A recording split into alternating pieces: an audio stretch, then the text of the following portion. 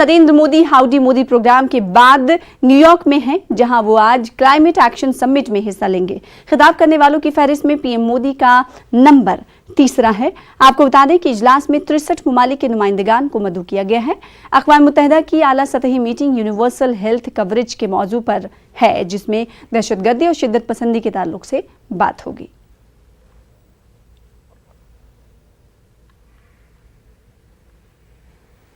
वज़ीर-ए-आज़म नरेंद्र मोदी ने अमरीकी सरजमीन से पाकिस्तान पर जमकर हमला बोला। उन्होंने अमरीकी सदर डोनाल्ड ट्रंप की मौजूदगी में पाकिस्तान को दहशतगर्दी का अड्डा बताया। वहीं ट्रंप ने भी दहशतगर्दी का मुकाबला करने के लिए हिंदुस्तान को हर मुमकिन मदद का भरोसा दिलाया।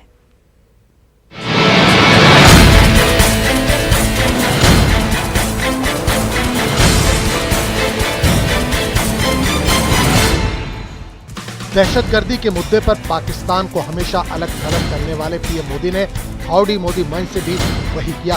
अपने जाने पहचाने अंदाज में वज़ीर-ए-आज़म ने पाकिस्तान का नाम लिए बगैर इस पर जमकर हमला बोला। दुनिया के सबसे ताकतवर मुल्क के सदर के सामने वज़ीर-ए-आज़म मोदी ने कहा, 9/11 हो या 26/11, सबके साजिशी एक ही जगह पाए जाते हैं। अमेरिका में 9/11 हो या मुंबई में 26/11 हो, उसके साजिशकर्ता कहां पाए जाते हैं। पाकिस्तान को दहशतगर्दों की नर्सरी बताते हुए वज़ीर-ए-आज़म ने कहा कि अब वक्त आ गया है कि दहशतगर्दी को बढ़ावा देने वालों के खिलाफ फैसला कुन लड़ाई लड़ी जाए। कि आतंकवाद के खिलाफ और आतंकवाद को बढ़ावा देने वालों के खिलाफ निर्णायक लड़ाई लड़ी जाए। इस दौरान वज़ीर-ए-आज़म नरेंद्र मोदी ने कहा कि अमेरिकी सदर पूरी कुव्वत के साथ दहशतगर्दी से मुकाबला करने के लिए खड़े हैं। इस लड़ाई में प्रेसिडेंट ट्रंप पूरी मजबूती के साथ आतंक के खिलाफ खड़े हुए हैं।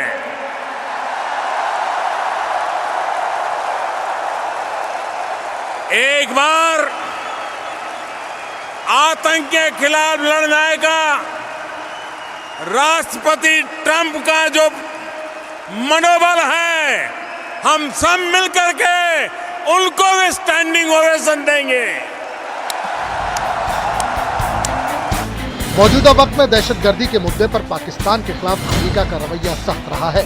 अब पूरी दुनिया के सामने मोदी ने स्टैंडिंग ओवेशन दिलाकर सदर ट्रंप से भी ये वादा करवा लिया है कि आने वाले वक्त में कराची के लिए वॉशिंगटन का रुख बदलेगा नहीं।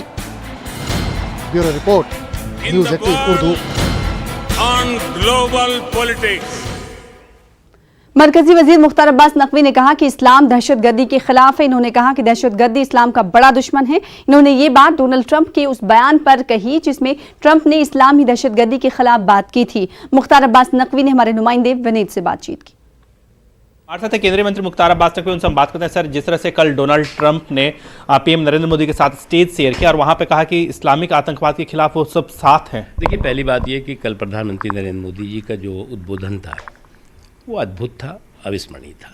और एक विश्व के नेता ने पूरी दुनिया को शांति का संदेश दिया है, अमन का संदेश दिया है। और वो ताकतें जो ताकतें की शांति, अमन और पूरी दुनिया की तरक्की की दुश्मन हैं, उनको जो है उनसे मिल करके उनको परास्त करना, उनको शिकस्त देने का संदेश दिया है। जहाँ तक सवाल है आतंकवाद का, देखिए, इस्लाम और आतंकवाद एक दूसरे के बिल्कुल विपरीत है। और आतंकवाद इंसानियत का जितना बड़ा दुश्मन है, उससे ज़्यादा बड़ा दुश्मन इस्लाम का है। कुछ लोग इस्लाम को सुरक्षा कवच बना करके और आतंकवाद की शैतानी हरकतें कर रहे हैं। वो न केवल इंसानियत के दुश्मन है बल्कि इस्लाम के नंबर 1 दुश्मन है।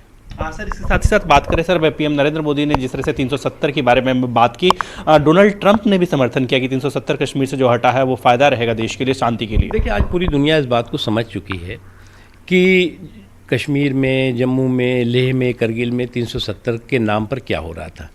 370 को सुरक्षा कवच बना करके अलगाववादी, आतंकवादी जम्मू कश्मीर, लेह, करगिल के लोगों का के विकास का, अमन का अपहरण कर रहे थे। निश्चित तौर से 370 का खात्मा जम्मू कश्मीर, लेह करगिल के लोगों के हितों के लिए। पक्ष हो या कुछ और कांग्रेस के मित्र हों, उनके पास न तो अब पहले तो उनके पास तर्क ही नहीं रहता था, अब कुतर्क भी नहीं रह गया है। ठीक है, बहुत धन्यवाद। कैमसन गौरव सक्सेना के साथ Vineet Kumar, news 18 Delhi.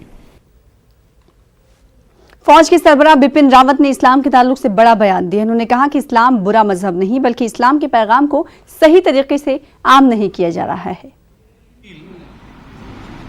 The interpretation of Islam by some elements who possibly want to create disruption is what is being fed to a large number of people.